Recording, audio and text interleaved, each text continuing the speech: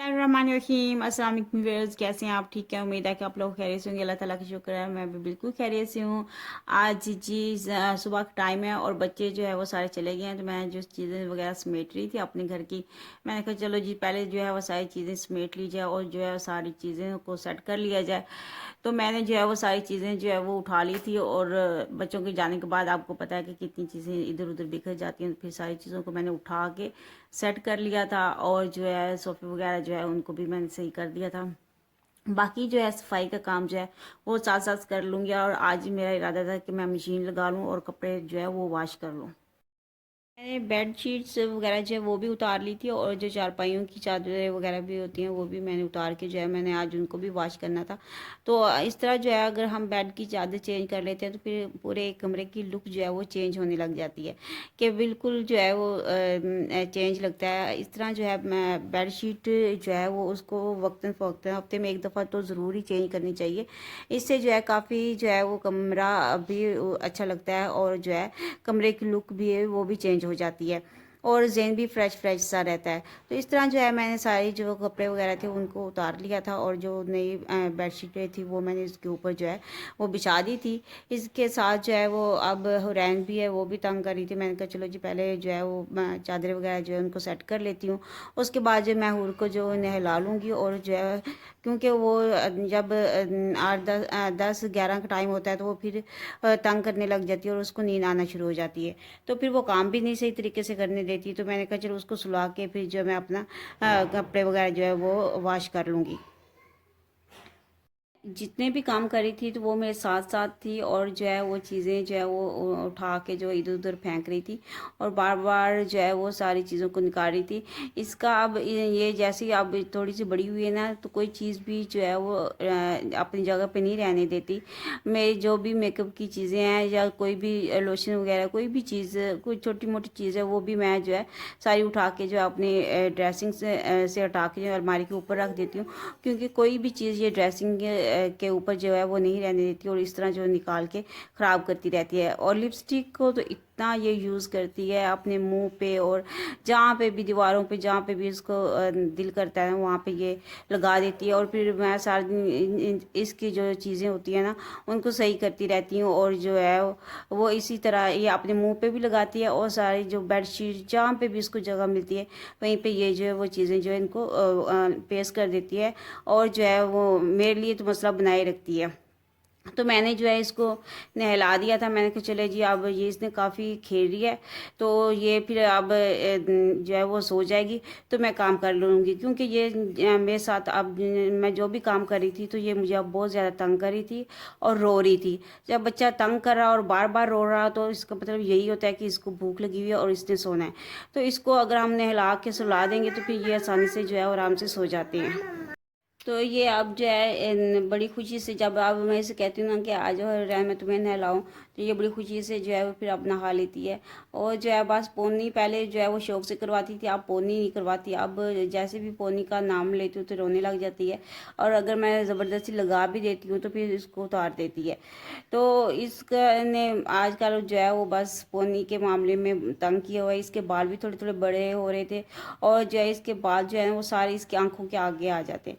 तो कोई चीज़ ये ऊपर लगा दी रही, तो अब मैं यही सोच रही हूँ कि इसकी जो है वो कटिंग करवा देते हैं ताकि इतने बाल हों कि इसकी आंखों के ऊपर ना हो। तो इस तरह की अब कटिंग जो है वो इस सैटरडे को जो है वो करवा लूँगी, क्योंकि इनके बाबा को सैटरडे वाले दिन छुट्टी होती है तो फिर वही इनकी जाके कटिंग करवा लेंगे।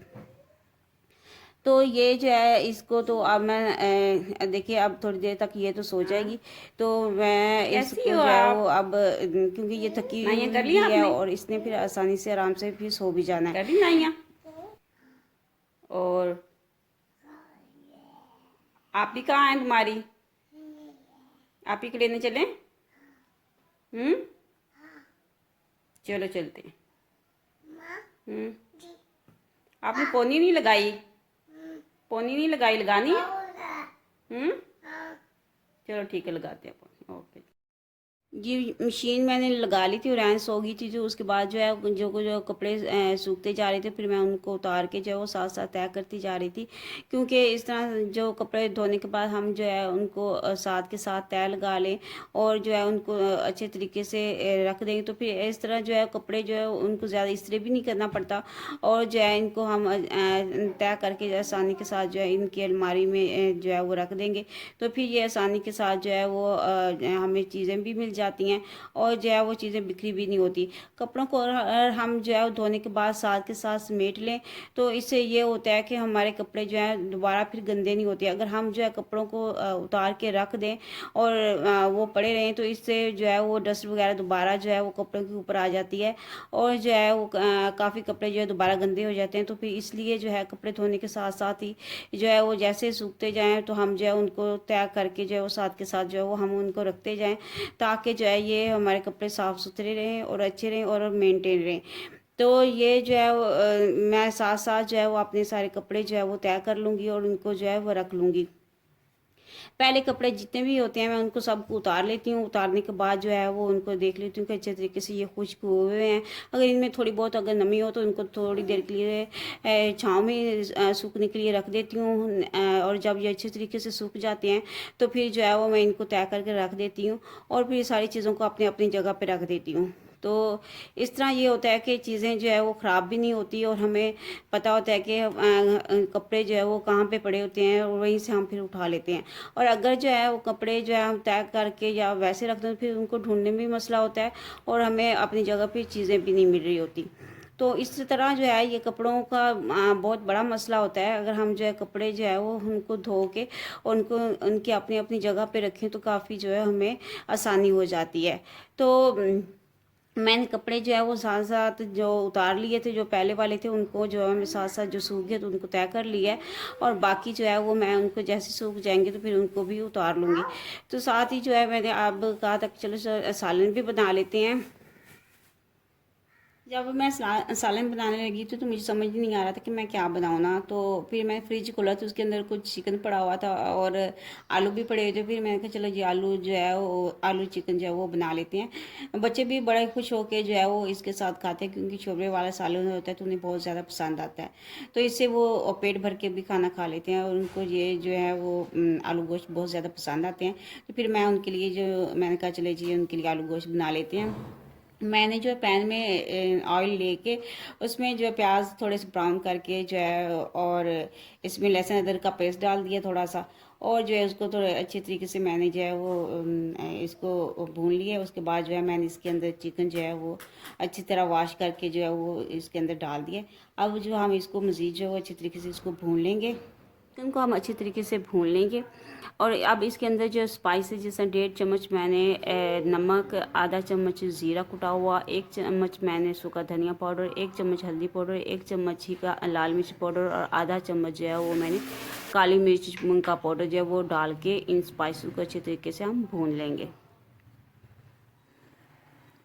अब जो है वो साथ साथ हम थोड़ा थोड़ा पानी ऐड करते जाएंगे और अच्छे तरीके से इसको भूनते चले जाएंगे और हम तब तक इसको भूनना है जब तक कि हमारा ऑयल जो है वो सेपरेट हो जाए। आपने आंच जो है बिल्कुल हल्की कर देनी है और इसके अंदर अब हम टमाटर डाल देंगे और टमाटरों को भी हम इस तरह थोड़ा थोड़ा पानी डाल के जो है वो अच्छी तरीके से भून लेंगे। थोड़ा सा हम इसके अंदर पानी डाल के जो है इसको दम पे रख देंगे ताकि हमारे टमाटर जो है वो अच्छे तरीके से गल जाएँ। जब टमाटर हमारे अच्छे तरीके से गल जाएंगे तो फिर हम इसके अंदर जो आधा किलो आलू हैं उनको हम काट के जो है इसके अंदर डाल देंगे और 1-2 मिनट के लिए हम इसको अच्छी तरीके से फ्राई कर लेंगे, ताकि जो भी स्पाइसेस हैं वो इसका टेस्ट जो है वो अच्छे तरीके से इसके अंदर मिक्स हो जाए। थोड़ा थोड़ा हम इसके अंदर पानी जो है वो मज़ीद ऐड करते जाएंगे और जब हमारे आलू थोड़े से भुन जाएं तो अब हम इसके अंदर जो है वो कसूरी मेथी जो है वो ऐड कर देंगे। इससे जो है सालन का टेस्ट बहुत अच्छा हो जाता है और जो है खुशबू भी बहुत अच्छी आती है। तो अब जो है मैं इसके अंदर तकरीबन 2 गिलास पानी के जो वो ऐड कर दूंगी और इसको दम पे रख दूंगी और साथ ही जो है वो हरी मिर्चें में 2 से 3 जो हरी मिर्चें वो काट के मैं इसके अंदर डाल दूंगी। इससे जो इसका टेस्ट भी बहुत अच्छा आता है। तो अब हम इसको दम पे रख देंगे और तब तक जब तक हमारे आलू जो है वो अच्छे तरीके से गल जाएँ तो हमने इसको जो है वो दम पे रखना है। जी अब हमारे आलू जो है वो तकरीबन तैयार हो चुके हैं और हमारा जो सालन है वो बिल्कुल तैयार है। अब इस टाइम पे आप जो है इसका नमक वगैरह जो अच्छे तरीके से टेस्ट कर लें। और मैंने इसमें 3 से 4 अदद जो है वो लीमू का रस जो है वो डाल दिए। लीमू का रस बहुत ज़्यादा नहीं था, छोटे छोटे जो लीमू थे वो मैंने इसके अंदर डाले हैं। और जो है इसके बाद जो है मैंने हरा धनिया काट के डाल दिया। बहुत ही मज़े का इस तरह जो है सालन बनाइएगा और बहुत ही मज़े का बनेगा। और कमेंट करके ज़रूर बताइएगा कि आपको मेरा सालन कैसा लगा। और मेरे चैनल को सब्सक्राइब करना बिल्कुल भी ना भूलिएगा। ओके जी, अल्लाह हाफिज़।